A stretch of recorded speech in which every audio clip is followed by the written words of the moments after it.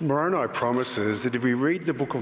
promet que si nous lisons le livre de Mormon et demandons ensuite à Dieu, le Père éternel, d'un cœur sincère avec une intention réelle, ayant foi au Christ, s'il est vrai, Dieu nous en manifestera la vérité par le pouvoir du Saint-Esprit.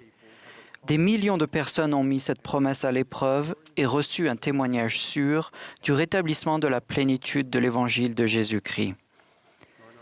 Moroni nous exhorte, lorsque nous lisons le livre de Mormon, à nous souvenir combien le Seigneur a été miséricordieux envers les enfants des hommes, depuis la création d'Adam jusqu'à maintenant, et à méditer cela dans notre cœur.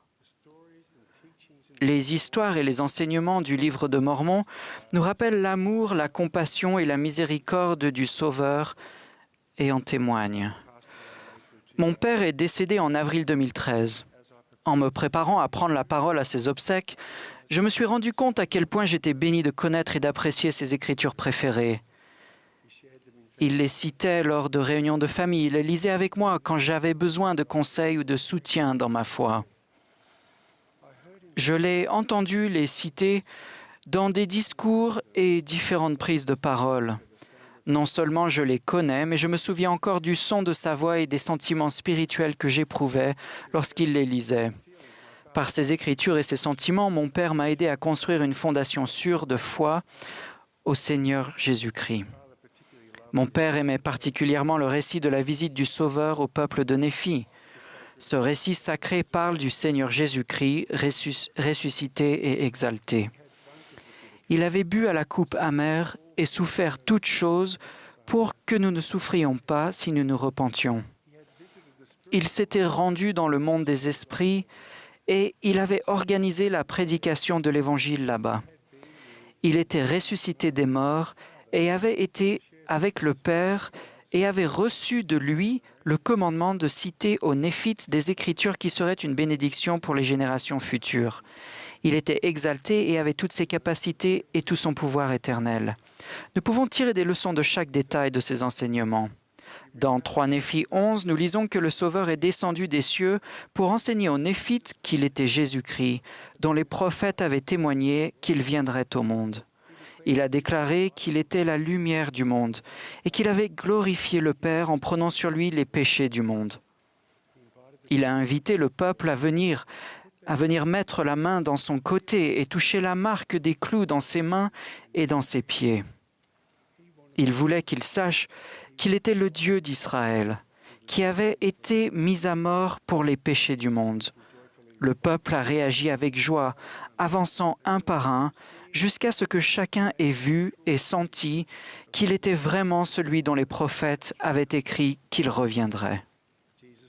Jésus a enseigné aux Néphites l'importance du repentir et du fait de devenir comme un petit enfant, ainsi que la nécessité d'être baptisé par quelqu'un qui détient son autorité. Il a ensuite enseigné une grande partie de la doctrine que nous étudions cette année dans le Nouveau Testament. Dans 3 Néphi 17, nous lisons que Jésus a dit au peuple qu'il était temps pour lui d'aller au Père et aussi de se montrer aux tribus perdues d'Israël. Il a jeté son regard sur la multitude et a remarqué qu'elle était en larmes et avait les regards fixés sur lui, comme si elle voulait lui demander de demeurer encore un peu. La réponse du Sauveur aux Néphites est à la fois touchante et instructive.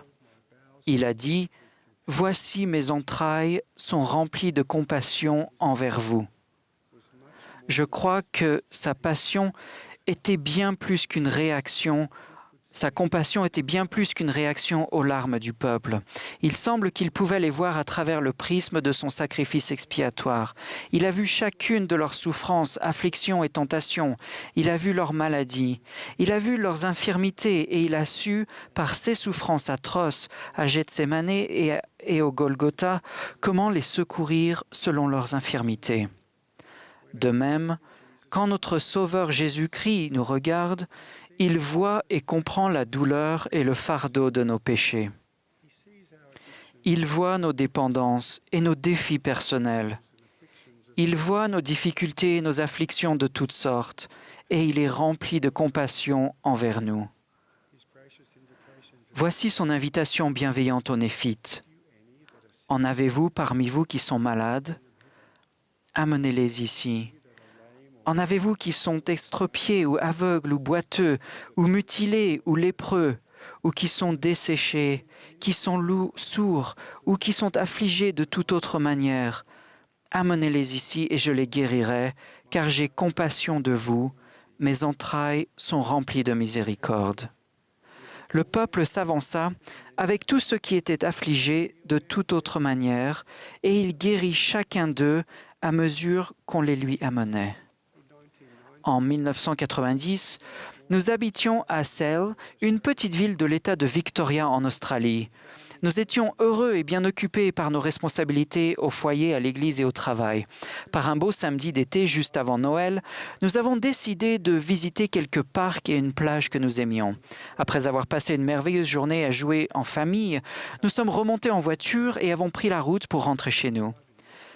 Je me suis momentanément endormi au volant et j'ai provoqué une collision frontale.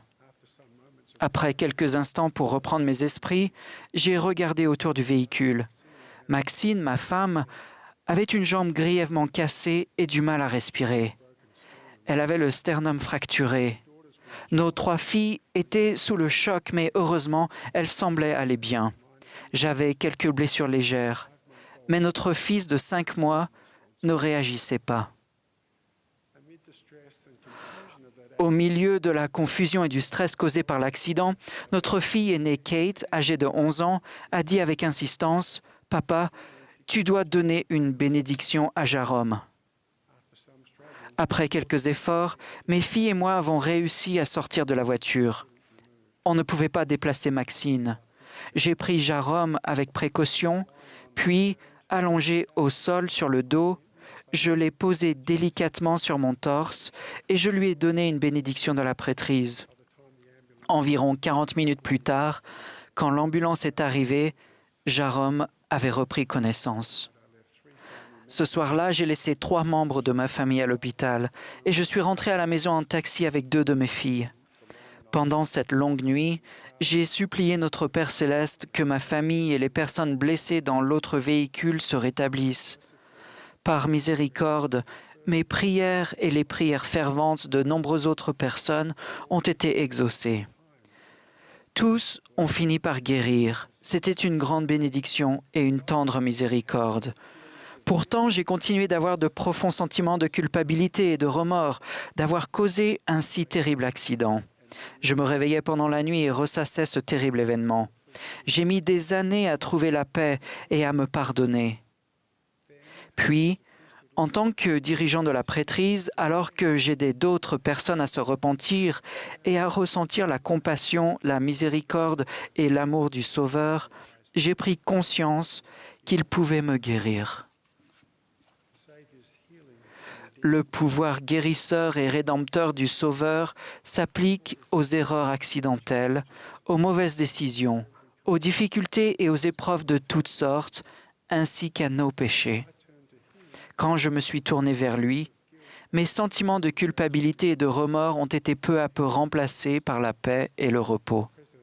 Le président Nelson a enseigné « Lorsque le Sauveur a expié pour toute l'humanité, il a ouvert une voie pour que les personnes qui le suivent bénéficient de son pouvoir de guérison, de renforcement et de rédemption. Ces privilèges spirituels sont accessibles à toutes les personnes qui cherchent à l'écouter et à le suivre. » Frères et sœurs, que vous portiez le fardeau de péchés non résolus, que vous souffriez à cause d'une offense commise à votre encontre il y a longtemps, ou que vous ayez du mal à vous pardonner une erreur accidentelle, vous avez accès au pouvoir guérisseur et rédempteur du Sauveur Jésus-Christ. Je témoigne qu'il vit. Il est notre Sauveur et notre Rédempteur. Il nous aime. Il a de la compassion pour nous. Il est rempli de miséricorde. Et il peut vous guérir. Au nom de Jésus-Christ. Amen.